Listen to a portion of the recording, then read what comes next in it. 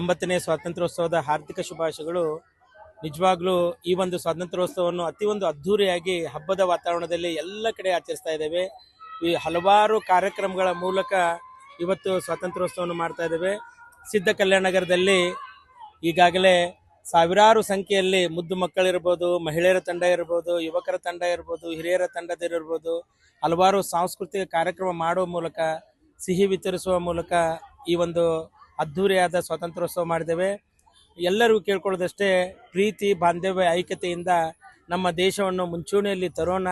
ಎಲ್ಲರೂ ಪ್ರೀತಿ ಬಾಂಧವ್ಯಕ್ಕೆ ಮತ್ತು ಕ್ಲೀನ್ನೆಸ್ಗೆ ನಾವು ಸಪೋರ್ಟ್ ಮಾಡೋಣ ಅಂತ ಈ ಸಂದರ್ಭದಲ್ಲಿ ಹೇಳ್ತಾ ಇದ್ದೇವೆ. 80 ವರ್ಷಗಳ ಕಳೆದ ಸಣ್ಣ ಮಕ್ಕಳ ಕೈಯಲ್ಲಿ ಮೊಬೈಲ್ ಬರ್ತಾ ಇದ್ದಾವೆ. ಈಗೆಲ್ಲ ಎಜುಕೇಷನ್ ಮೊಬೈಲ್ ಅವಶ್ಯಕತೆ ಅಂತ ಇದ್ದಾರೆ. ನಿಮ್ಮ ಪ್ರಕಾರ ಬೇಕಾದ ಬೇಡ?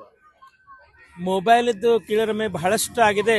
ಯಾವುದೇ ಆದರೂ ನಿಮಗೆಲ್ಲ ಗೊತ್ತಿಲ್ಲ, ಅಮೃತನೂ ಬಹಳಷ್ಟು ಆದ್ರ ವಿಷಯ ಅಂತೆ. ಎಲ್ಲದಕ್ಕೂ ಒಂದು ಲಿಮಿಟ್ ಅನ್ನೋದಿರ್ತದೆ. ಆದರೆ ಈಗ ಏನು ಮಾಡ್ತಾ ಇದ್ದೇವೆ, ತಂದೆ ತಾಯಿಗಳು ಮೊದಲೇ ಮಗು ಅಳ್ತಾ ಇದೆ ಅಂದರೆ ಚಂದಪ್ಪನ ತೋರಿಸ್ತಿದ್ರು, ಈಗ ಮಗು ಅಳ್ತಾ ಇದೆ ಅಂದ್ರೆ ಮೊಬೈಲ್ ಕೊಡ್ತಾ ಇದ್ದಾರೆ. ಮೊದಲು ತಂದೆ ತಾಯಿಗಳು ಅದನ್ನು ಸುಧಾರಿಸಬೇಕಂತ ನನ್ನ ಕಳಕಳಿ ವಿನಂತಿ.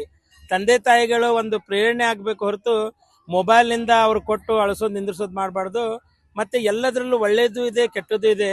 ಮೊಬೈಲನ್ನು ಬಹಳಷ್ಟು ಬಳಸೋದ್ರಿಂದ ಹಲವಾರು ಕಾರ್ಯ ಬಹಳಷ್ಟು ಕೆಟ್ಟಾಗ್ತದೆ. ಅದಕ್ಕೆ ಯಾವ್ದು ಲಿಮಿಟ್ ಇರ್ತದೆ ಅಷ್ಟೇ ಲಿಮಿಟ್ನಲ್ಲಿ ಯೂಸ್ ಮಾಡ್ಬೇಕಂತ ನನ್ನ ಆಸೆ ಇದೆ.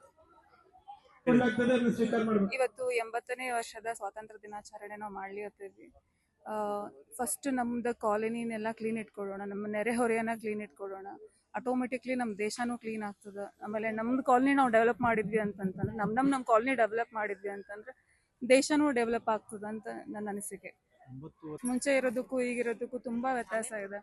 ಆಮೇಲೆ ಏನದು ಸ್ಟೂಡೆಂಟ್ಸ್ ಆಗಿರ್ಬೋದು, ಆಮೇಲೆ ಪ್ರತಿಯೊಂದು ಸೆಕ್ಟರ್ ಅಲ್ಲೂ ನೋಡ್ಬೋದು ನಾವು. ಇವನ್ ನಮ್ಮನಲ್ಲೇ ನೋಡ್ರಿ ಎಷ್ಟು ಮಹಿಳೆಯರು ಇದೀವಿ ನಾವು ಅಂತೇಳಿ. ಸೊ ಎರಡೂ ಇದೆ ಸರ್, ಎರಡೂ ಇದೆ. ಬೆನಿಫಿಟ್ ಇದೆ ಮತ್ತೆ